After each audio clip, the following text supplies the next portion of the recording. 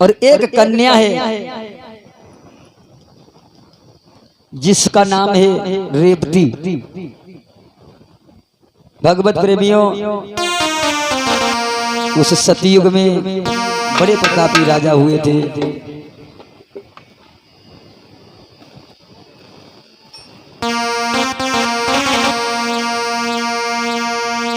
ऐसे राजा हैं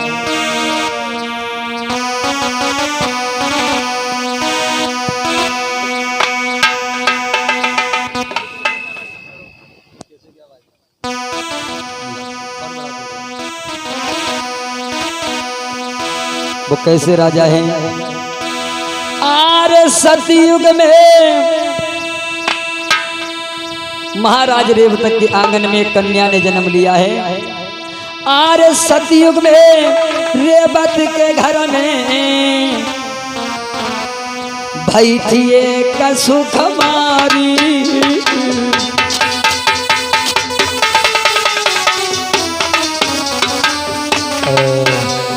मेरे भैया, और सतयुग में रेवत के घर में बैठिए का सुख मारी। भैया बात करो रेवती,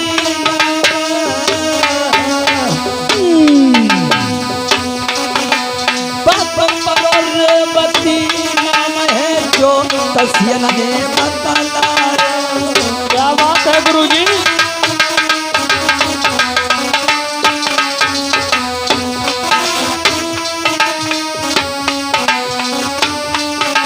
महाराज रेवतक के आंगन में एक कन्या ने जन्म लिया है जिसका नाम पड़ा है रेवती। ऐसा ही नहीं, महाराज रेवती धीरे धीरे सियानी हुई रही है और आंगन में जब घूमे सबके दिल को मोहती है। ओरे बंसी वाले श्याम खबरिया भक्तन की लीजिए। ओरे बंसी वाले श्याम खबरिया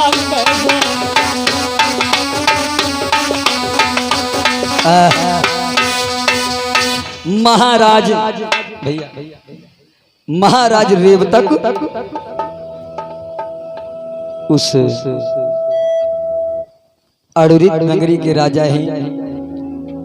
वो अड़ुरित नगरी है जो सतयुग की ये बात है।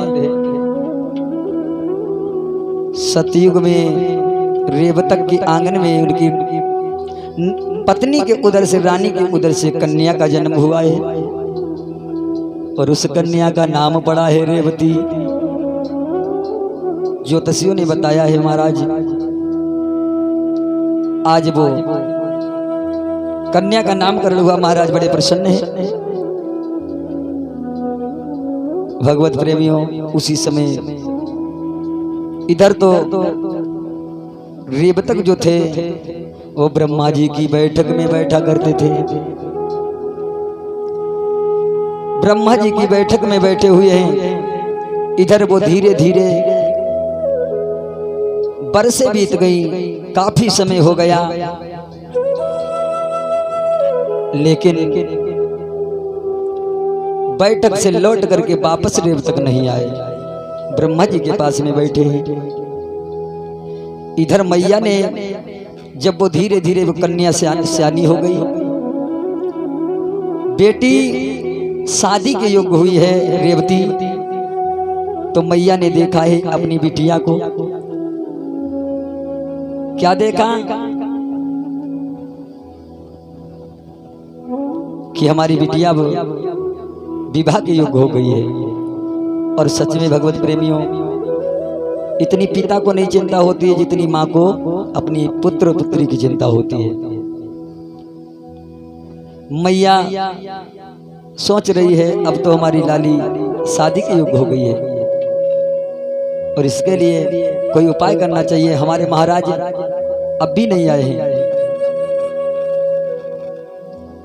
उसी समय दासी को बुलवायो है और बुला करके कहा, हे दासी चली जा महलों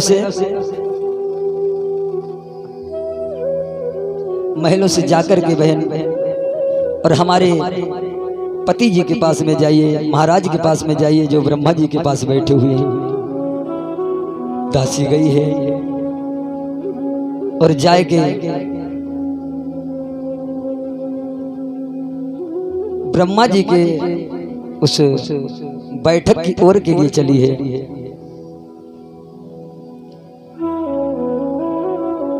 जैसे ही चली है और जहां पर बैठे हुए हैं रेवतक और सारा हाल बताया है, तुम्हें रानी ने बुलायो है। महाराज कहने लगे बात क्या है? का ये नहीं पता लेकिन बुलाया है। ये सतयुग की बात है भगवत प्रेमियों। महाराज रेवतक ब्रह्मा जी से आदेश को पाकर के और जैसे महलों में आए हैं और इधर रानी रेवती की माँ ने जैसे ही महाराज को देखा है एकदम से भाग के महाराज के पास में पहुंच जाती है। ऐसा ही नहीं,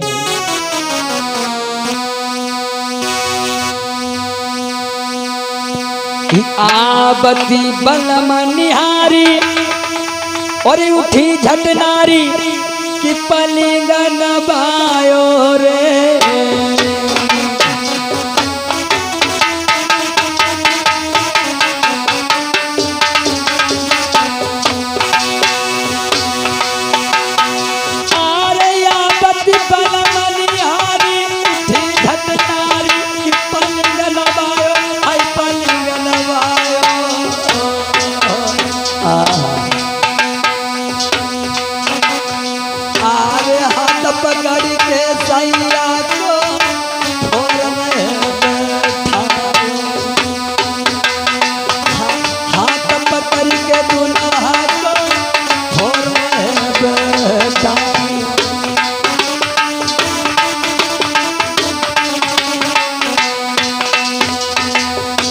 ऐसा ही नहीं, अरे आबती बलमनिहारी, आबती बलमनिहारी, जय हो।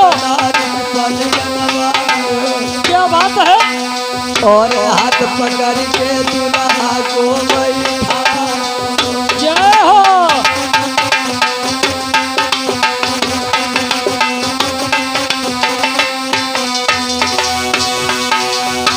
ऐसा ही नहीं, और लैथ बिजलिया मोर पंख की पट पे कर गई ठंडिया। जय हो। और लेके लोटा आज, और लेके लोटा ठंड नीर को पति के पास पहुंच गया।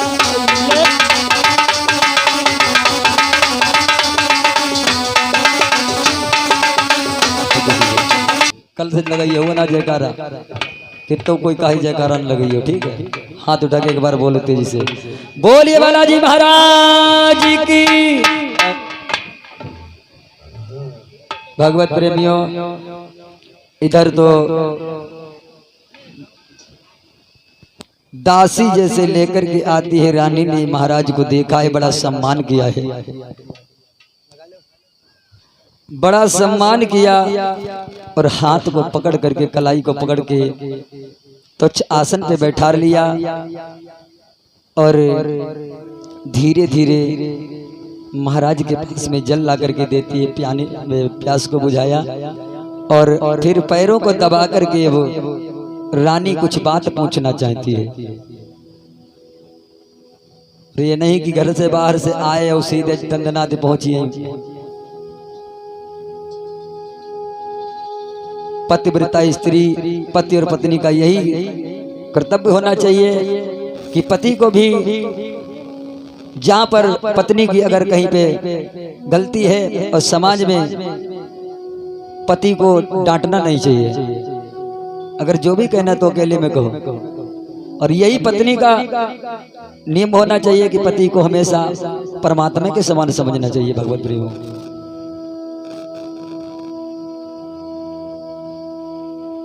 लेकिन अगर ऐसा घर में हो रहा है तो कभी दुख उस घर में नहीं होगा, किसी बात की दिक्कत नहीं होगी। और वो घर नहीं, वो स्वर्ग के समान होता है। जिस घर में सास और ससुर का सम्मान बहू करे, अपने पति का सम्मान करे, घरवार को देखे, आगे को बढ़ाए, अच्छे मार्ग की ओर को लेकर जाए, तो वही उस घर की गृहिणी होती है लक्ष्मी, जो घर को चलाती है।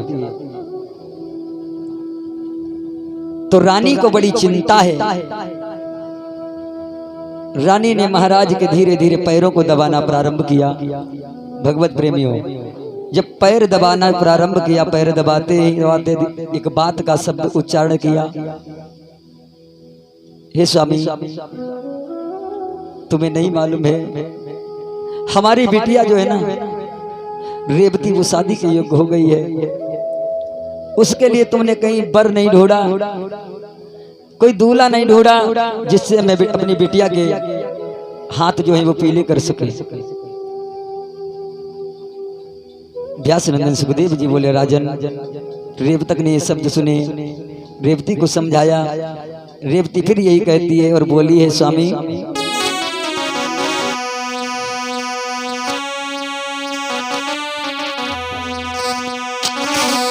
और बोली है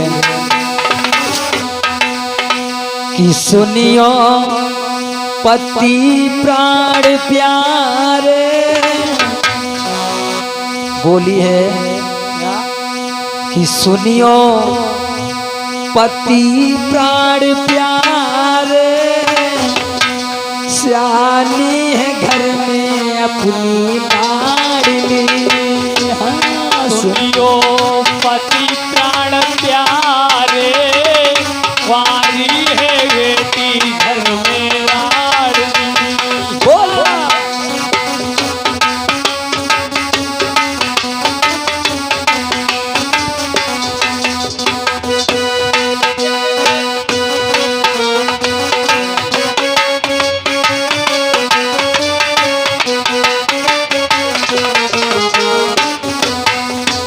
बोली, हाँ बोली।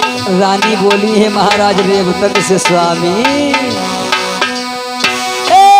सुनियो पति प्राण प्यारे, सियानी घर में अपनी लाडली। हो सुनियो पति प्राण प्यारे, सियानी है घर में बेटी लाडली। हाँ,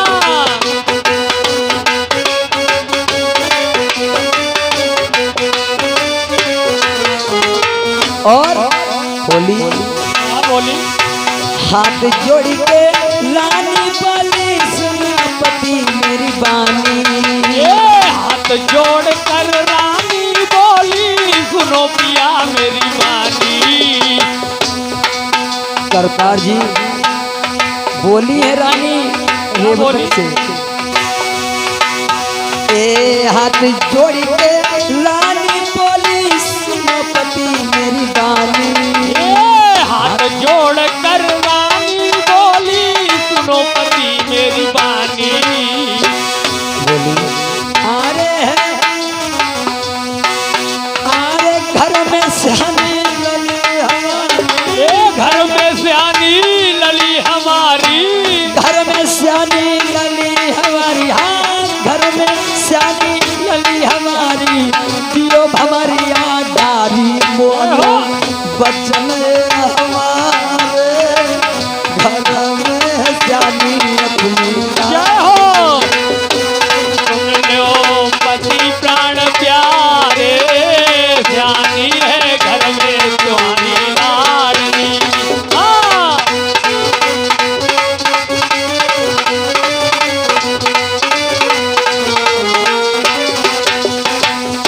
और जब ये शब्द सुने हैं महाराज रेवतक सब जाते हैं, रानी धीरज बांधो।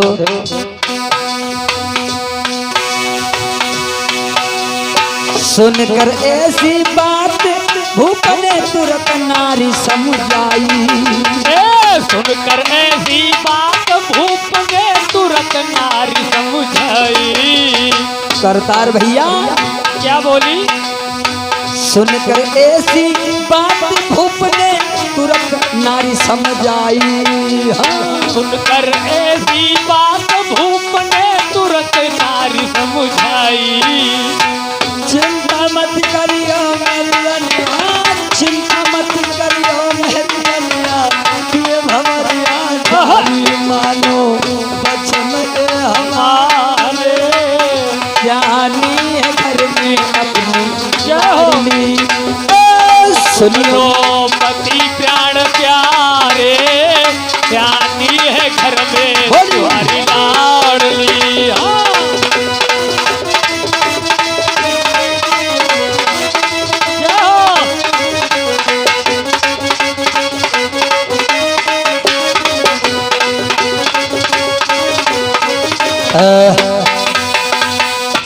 महाराज के पैरों को दबाते हुए रानी बोली है, कहने लगी स्वामी मेरे वचन को मानिए और तुम्हें किसी बात की चिंता नहीं है, बिटिया शादी के योग्य हो गई है। महाराज रेवतक को जैसे ही समझाया है, महाराज रेवतक कहने लगे ठीक है, चिंता मत करो, हम जाकर के ब्रह्मा जी से सलाह लेंगे और मैं फिर अपनी बिटिया की शादी के बारे में कुछ सोचेंगे। लेकिन भगवान की लीला परंपार जो परमात्मा को मंजूर है वही होता है भगवत प्रेमियों। इधर तो फिर ब्रह्मा जी के पास में आ जाते, इधर धीरे धीरे वो बात को भूल जाते हैं। जब बात को भूल जाते हैं, समय वो आया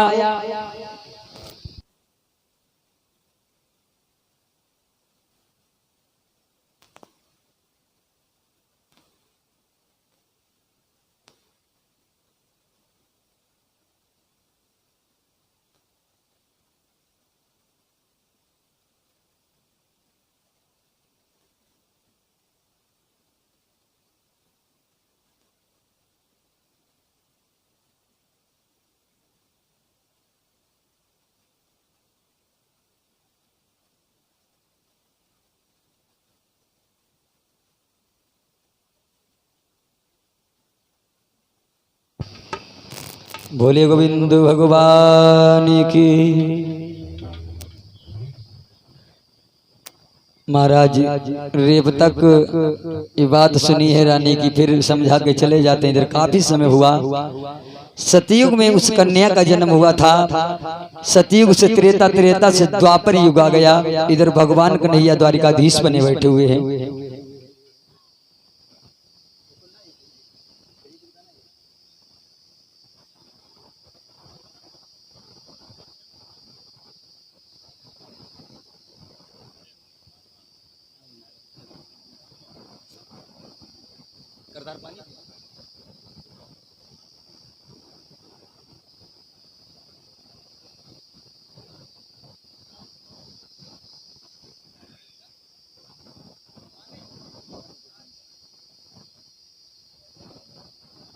बोलिए गोविंद भगवान की।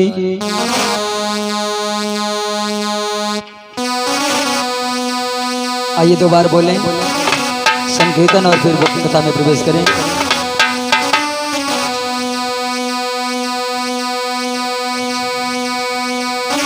दो बार बोलेंगे कि तूने आंगन नहीं बुहारा, हर तूने आंगन नहीं बुहारा, चंचल मन को नहीं समारा, कैसे आवेंगे भगवान, कैसे आवेंगे भगवान। तुमने आंगन नहीं बुहारा, तुमने आंगन कैसे आएंगे भगवान, कैसे आएंगे भगवान। ताली बजा के बोलो दो बार। तूने आंगन नहीं बुहारा, नहीं बुहारा, तुमने आंगन नहीं बुहारा, कैसे आएंगे भगवान, कैसे आएंगे भगवान।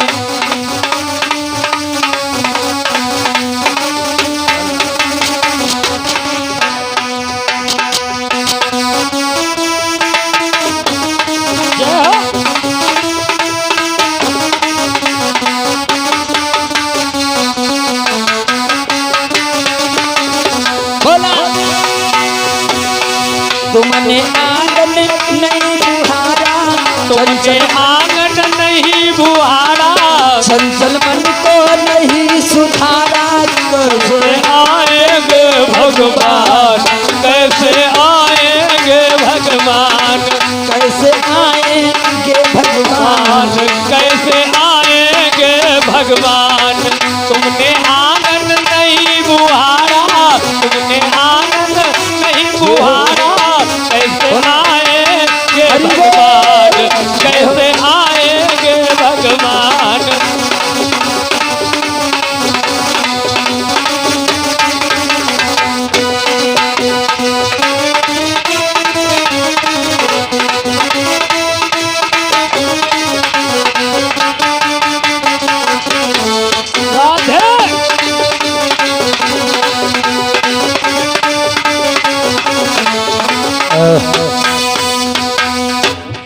महाराज इधर रेवतक को काफी समय हो जाता है, याद रही ना भूप को अपनी रानी की बात। ब्रह्मा जी के पास में सुबह खत थे दिन रात। महाराज रेवतक को किसी बात की चिंता नहीं है। उसी समय महाराज रेवतक भगवान की कुछ ऐसी अनुकंपा हुई, वो बात ध्यान में आई है जब सतयुग से त्रेता से द्वापर आ गया है। तो एक दिन रेवतक ने जाकर के ब्रह्मा जी के पास में पहुंचे और ब्रह्मा जी को प्रणाम किया और ब्रह्मा जी से आदेश लिया और ब्रह्मा जी के बारे में एक बात कहने लगे। हे बाबा ब्रह्मा जी, आज ब्रह्मा जी से कहा है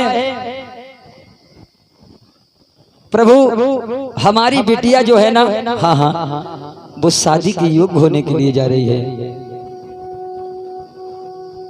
उसके लिए कोई सुंदर वर तलाश करो, कोई सुंदर दूल्हा बताओ जो अगर तुम्हारे नजर में हो तो। सूत जी कहने लगे, हे सोनकाद ऋषियों, जब ये शब्द कहे हैं तो ब्रह्मा जी कहने लगे, तुम्हारी पुत्री का जन्म कब हुआ है? कहा कि महाराज हम भूल गए, बैठक के चक्कर में हमारी पुत्री का जन्म तो सतयुग में हुआ था। तो सतयुग त्रेता के बाद में द्वापर आ गया, तुम्हें किसी बात की चिंता ही नहीं रह गई। इधर सतयुग में वो पैदा हुई, सतयुग में पैदा भई, युग द्वापर गो आए, 21 हाथ की हुई गई कै बिटिया की लंबाई। लेकिन भैया माना नहीं जाएगा। सतयुग में से द्वापर त्रेता से द्वापर आ गया, उस पुत्री की लंबाई 21 हाथ हो गई।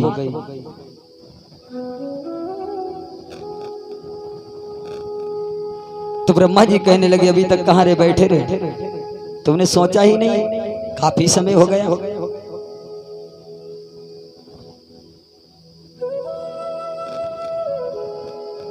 ब्रह्मा जी से कहा, प्रभु अगर आपके हिसाब में कुछ हो तो बताओ। और बोले हैं तो महाराज रेवतक ब्रह्मा जी से क्या बोले हैं, कहने लगे कि हे अति सुंदर लली हमारी, सुनो मेरे सरकार, सुंदर कोई दूल्हा बताइयो जो देव मर्यादारी, अरज सुने हमारी लली भर भूमि कुंवारी।